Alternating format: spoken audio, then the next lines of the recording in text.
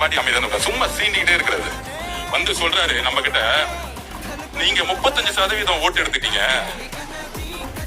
மக்கள் உங்களுக்கு எதிராக 65% இருக்கிறாங்க, இப்பயும் தெரிஞ்சுக்குவாங்க நீங்க தேர்தல் அரசியல தோத்துருக்கீங்க. நம்ம இளவரசர் உதய அவர்களே, நீங்க இன்னும் 90% ஜெயிச்சுட்டாங்க, சட்டசபையில உட்கார்ந்துட்டு இருக்கீங்க. கிளாஸ் எடுக்கிறதுக்கு ஒரு தகுதி வேணா?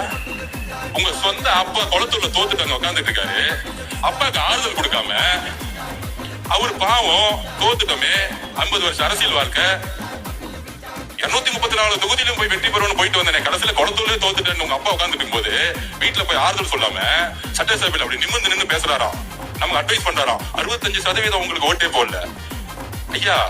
2006ல உங்க தாத்தா கலைஞர் அவர்கள் இருக்காரு, கலைஞர் கருணாநிதி அவர்கள், உங்களுக்கு அவர் தானே எடுத்துக்காட்டு, முன்னுதாரணம். 26% வாங்கிட்டு முதலமைச்சர் ஆனாரே, அவரை நீங்க கேள்வி கேட்க முடியுமா? திரு உதயநிதி அவர்களே, எங்க தாத்தா 26% தான் வாங்கினாரு சொல்லுங்க. 74% எதிர்த்து நின்னாங்க மக்களு, அதனால அவர் தலைவரே கிடையாது. பேசுங்க. எங்க கலைஞர்